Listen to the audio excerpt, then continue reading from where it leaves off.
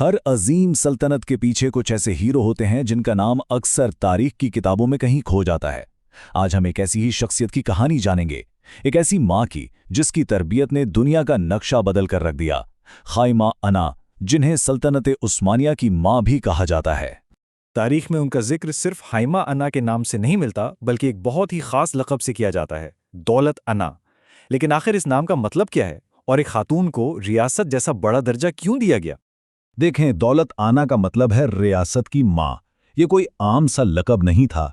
ये इस बात का एतराफ़ था कि उनकी तालीमात, उनका सब्र और उनकी दानाई ही वो असल बुनियाद थीं जिस पर दुनिया की एक अजीम तरीन सल्तनत की इमारत खड़ी हुई। तो आखिर हाइमा आना थीं कौन? तारीख हमें बताती है कि वो काई कबीले के सरदार सुलेमान शाह की बीवी और अर्तुगरुल गाजी की वालदा थीं। लेकिन उनकी पहचान सिर्फ इन रिश्तों तक ही महदूद नहीं थी। वो अपनी हिकमत और हिम्मत की वजह से पूरे कबीले की रहनुमा मानी जाती थी। उनकी क़यादत की असल आजमाइश तो उस वक्त हुई जब उनका कबीला एक इंतहाई मुश्किल दौर से गुजरा, यानी हिजरत का वो सफ़र जो आजमाइशों और चैलेंजेस से भरा हुआ था। सोचें ज़रा, सबसे पहला और सबसे बड़ा इम्तिहान था भूख। जब कबीला अपनी ज़मीन छोड़कर एक नई मंजिल की तरफ जा रहा था तो वसाइल की कमी और खुराक का मसला एक मुस्तकिल खतरा बनकर सर पर मंडला रहा था। और बात सिर्फ भूख की नहीं थी, इसके साथ साथ हर वक्त जंग का खतरा भी मौजूद था। दुश्मन चारों तरफ थे और कबीले की बकाव मुसलसल दांव पर लगी हुई थी। और खतरा सिर्फ बाहर से नहीं था, बल्कि दुश्मनों की साजिशें और कबीले के अंदरूनी इख्तिलाफात भी इत्तेहाद को कमज़ोर कर रहे थे। ऐसे हालात में आप सोच सकते हैं कि हौसला कायम रखना कितना मुश्किल होगा। इन तमाम मुश्किलात के बीच हाइमा आना ने अपनी सबसे अहम जिम्मेदारी पर पूरी तवज्जो रखी, और वो थी अपने बेटे अर्तुगरुल गाजी की तरबियत, जिसे आगे चलकर एक अजीम रहनुमा बनना था। उन्होंने अर्तुगरुल की शख्सियत में एक उसूल गहरा नक्श कर दिया था, जुल्म के सामने कभी सर नहीं झुकाना। यही वो बुनियादी फ़लसफ़ा था जिसने अर्तुगरुल के हर फैसले और हर कदम में रहनुमाई की। उनकी तालीमात सिर्फ बहादुरी तक महदूद नहीं थीं। उन्होंने अपने बेटों को इंसाफ करना, सब्र से काम लेना और अल्लाह पर भरोसा रखना सिखाया। उन्होंने ये भी सिखाया कि ताकत के अंधाधुंध इस्तेमाल से बेहतर है कि हिकमत से काम लिया जाए। यही वो खूबियां थीं जिन्होंने अर्तुगरुल को एक समझदार रहनुमा बनाया। वक्त के साथ साथ हाइमा अना का किरदार सिर्फ एक माँ तक महदूद नहीं रहा। जब भी कबीले को रहनुमाई की ज़रूरत पड़ी तो वो एक मुनसिफ बनकर सामने आईं।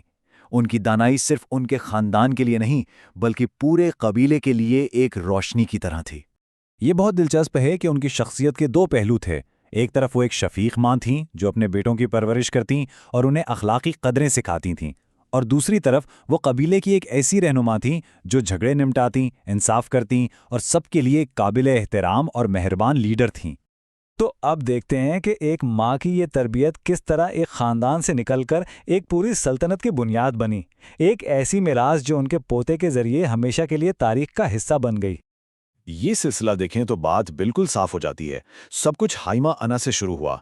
उन्होंने हिकमत और सब्र की तालीम दी। उनके बेटे अर्तुगरुल ने इसी तालीम की रोशनी में इंसाफ और ईमान को अपनी ज़िंदगी का हिस्सा बनाया, और फिर उनके पोते उस्मान गाजी ने इसी मजबूत बुनियाद पर सल्तनत उस्मानिया की दीवारें खड़ी की। ये सब एक माँ की तरबियत का ही नतीजा था। आज सदियां गुजरने के बाद भी उनका नाम और मिरास जिंदा है। उनकी आखिरी आरामगाह तुर्की के शहर सुगूत में है, जहां आज भी लोग इन्हें बहुत इज्जत व एहतराम से याद करते हैं और दौलत आना के नाम से पुकारते हैं। तो हाइमा आना की जिंदगी की इस कहानी से हमें क्या अहम सबक मिलते हैं? आखिर उनकी मिरास आज भी हमारे लिए क्या मायने रखती है? इस कहानी से मिलने वाले सबक हमेशा याद रखने वाले हैं।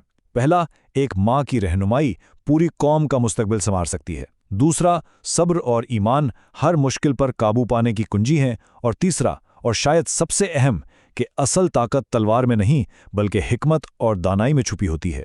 तो आखिर में ये सवाल फिर से जहन में आता है, क्या वाकई एक फ़र्द की परवरिश पूरी कौम का मुस्तकबिल बदल सकती है? हाइमा आना की ज़िंदगी को देखें तो इस सवाल का सबसे ताकतवर जवाब मिलता है।